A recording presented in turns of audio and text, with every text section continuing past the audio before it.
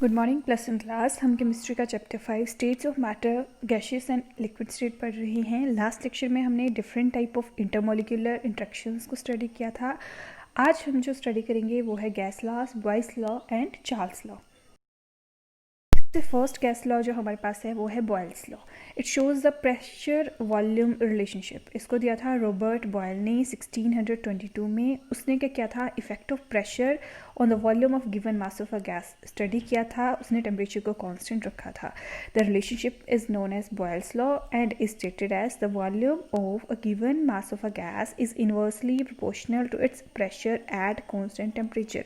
कि जब temperature constant रखा, कांस्टेंट मतलब जिसको बिल्कुल चेंज नहीं किया, तो क्या उसने ऑब्जर्व किया, the volume of a given mass of a gas is inversely proportional to its pressure. की वॉल्यूम जो होती है वो इन्वर्सली वेरी करती है एज कंपेयर टू प्रेशर। यानी वॉल्यूम डिक्रीज की तो प्रेशर इंक्रीज करेगा, वॉल्यूम इंक्रीज की तो प्रेशर डिक्रीज करेगा।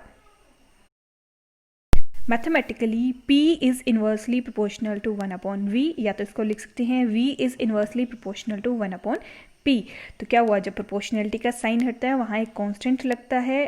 तो हमने मान लिया कि क्या आ गया, PV is equal to constant, P1 V1 is equal to P2 V2 is equal to P3 V3 is equal to constant. PV is equal to constant का मतलब कि अगर हमारे पास डिफरेंट सिस्टम है, डिफरेंट कंडीशंस हैं, पहले का प्रेशर P1 है, वॉल्यूम V1 है, दूसरे के प्रेशर P2 और वॉल्यूम V2, तो उनके जो प्रेशर्स होंगे वो कांस्टेंट होंगे, उनका जो प्रोडक्ट होगा वो क्या होगा, कांस्टेंट होगा। बॉयल्स लॉ में आल्सो बी स्टेटेड एज, तो एक और जो डेफिनेशन हम बॉयल्स लॉ की देते हैं वो है, the product of volume and pressure of a given mass of a gas is constant eight constant temperature. कि चाहे जितने मर्जी हमारे पास सिस्टम है, जितने मर्जी हम सिस्टम को स्टडी कर रहे हैं, जो वॉल्यूम और प्रेशर का प्रोडक्ट होगा किसी भी given mass of a gas के लिए वो कांस्टेंट होगा eight constant temperature. This is a graphical representation of Boyle's law. Pressure and volume के बीच में ये रिप्रेजेंटेशन है। स्टार्टिंग में वॉल्यूम ज़्यादा है, प्रेशर कम है, तो जैसे जैसे वॉल्यूम डिक्रीज करेगी, प्रेशर क्या करेगा, इंक्रीज करता जाएगा।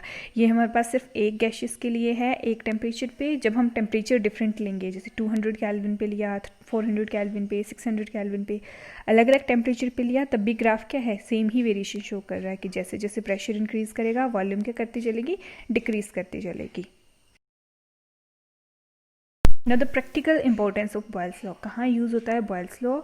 Why mountaineers carry oxygen cylinders with them? आपने देखा होगा कि माउंटेनियर्स जब भी कभी हाई एल्टीट्यूड पे जाते हैं वो अपने साथ ऑक्सीजन सिलेंडर्स कैरी करके जाते हैं।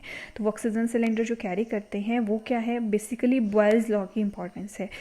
At high altitude pressure is very low. जब हाई एल्टीट्यूड पे जाते हैं, हाइट्स पे जाते हैं, वहाँ प्रेशर कम होता है। प्रेशर कम होने का मतलब है कि वहाँ वॉल्यूम ऑफ एयर क्या होती है, ज़्यादा होती है as compare to sea level, जहाँ पे प्रेशर क्या होता है, 1 एटमॉस्फेरिक होता है और एयर भी डेंस होती है।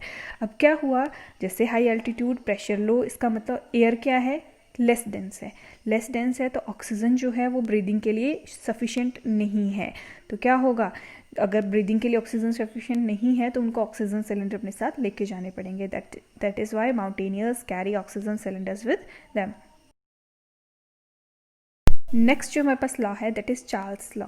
ये हमें शो करता है टेम्परेचर वॉल्यूम रिलेशनशिप। दिया था इसको जैकस चार्ल्स ने 1787 में, और इस लॉ को स्टेट करते हैं as, the volume of a given mass of a gas increases or decreases by 1/273 of its volume at 0 degree Celsius for every 1 degree rise or fall in temperature provided pressure is kept constant। कि किसी भी gas की जो volume है या तो वो increase करेगी या तो डिक्रीज करेगी बाय 1/273, यानी या तो वो V अगर स्टार्टिंग में है तो V प्लस 1/273 हो जाएगी, या तो फिर V माइनस 1/273 हो जाएगी स्टार्टिंग की वॉल्यूम के कंपैरिजन में। फॉर एवरी 1 डिग्री राइज और फॉल इन टेम्परेचर, जैसे ही टेम्परेचर को 1 डिग्री राइज इंक्रीज करवाते हैं या फिर डिक्रीज करवाते हैं, provided pressure is kept constant. हमें प्रेशर क्या रखना है, कांस्टेंट रखना है। मैथमेटिकली हम चार्ल्स लॉ को कैसे रिप्रेजेंट करते हैं? Mathematically V T will be equal to V nought plus V nought upon 273 into T, यानी इंक्रीज और decrease by 1/273 of its original volume. ये हमने लिख दिया। इसके बाद एलसीएम लेके हम इसको इस तरह से रीअरेंज कर सकते हैं। V T is equal to V nought into 273 plus T degree Celsius upon 273। अब ये जो 273 प्लस टी डिग्री सेल्सियस है, ये हमारा रिप्रेजेंट करता है टेम्परेचर इन कैल्विन। जब भी हमें कैल्विन टेम्परेचर लिखना होता है, हम डिग्री सेल्सियस में कितना ऐड करते हैं? 273। तो ये इस तरह से इसको लिख सकते हैं वी नॉट अपॉन 273, ये हमारा कांस्टेंट है K2 के इक्वल, तो वी टी आ गया इक्वल टू K2T। या फिर हम बोल सकते हैं V is directly proportional to T, क्योंकि K2 कांस्टेंट है, तो कांस्टेंट प्रोपोर्शनलिटी का साइन जब हम लगाते हैं या हटाते हैं तो वहाँ कांस्टेंट लगता है। तो T कैल्विन हमारा रिप्रेजेंट कर रहा है 273 प्लस T डिग्री सेल्सियस को। Alternative form of Charles law हम कैसे लिख सकते हैं? हमने पता है v is directly proportional to t, proportionality का साइन हटाया, वहाँ कांस्टेंट लगा v is equal to kt, या फिर इसको लिख सकते हैं v upon t is equal to k हमारा कांस्टेंट है। अगर हमने v1 वॉल्यूम ली है t1 टेम्परेचर पे, v2 वॉल्यूम ली है t2 टेम्परेचर पे, तो ये सारी क्या आएंगी? कांस्टेंट। या फिर हम बोल सकते हैं v1 upon t1 is equal to v2 upon t2 is equal to constant. कि जब भी वॉल्यूम एंड टेम्परेचर का हम रेशियो लेंगे किसी भी पर्टिकुलर गैस के लिए एट कांस्टेंट टेम्परेचर, वो क्या होगा?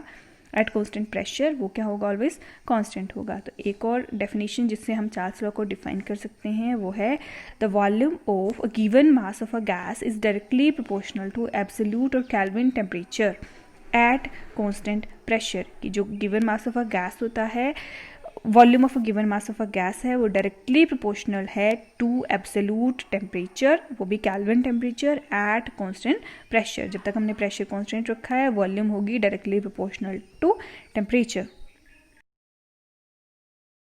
Now the practical importance of Charles law, hot air balloons rises up in the air। जो hot air balloons हैं वो क्यों rise करते हैं? That is the इम्पोर्टेंस और एप्लीकेशन ऑफ चार्ल्स लॉ।